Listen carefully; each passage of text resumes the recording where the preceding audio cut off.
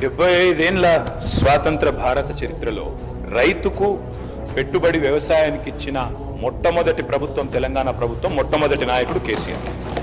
అయితే 72,000 కోట్ల రూపాయలు రైతుల ఖాతాల్లో నేరుగా జమ చేయడానికి ప్రేరణ అయింది. అసలు ఆ పథకం ఎందుకు తేవాల్సి వచ్చింది అది చెప్పకపోతే, ఆనాటి పరిస్థితులు ఆకలింపు చేసుకోకపోతే, బ్యాక్గ్రౌండ్ అర్థం కాకపోతే, పథకం ఎందుకు ప్రారంభించాల్సి వచ్చిందో దాని నేపథ్యం తెలియకపోతే మనం ఏం మాట్లాడతాం అధ్యక్ష?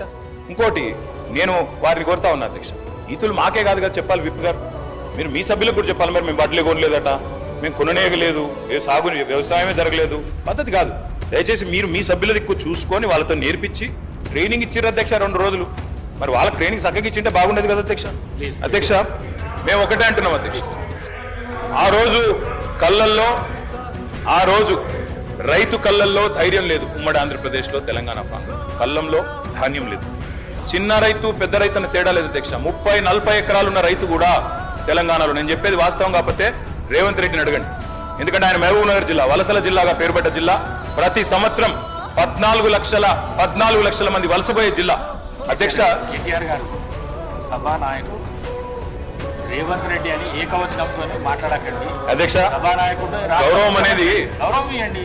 రైట్, గౌరవం అనేది అధ్యక్ష, గౌరవం అనేది ఇచ్చి పుచ్చుకోవాలి అధ్యక్ష. ఇస్తాం, మేము కూడా ఇస్తాం.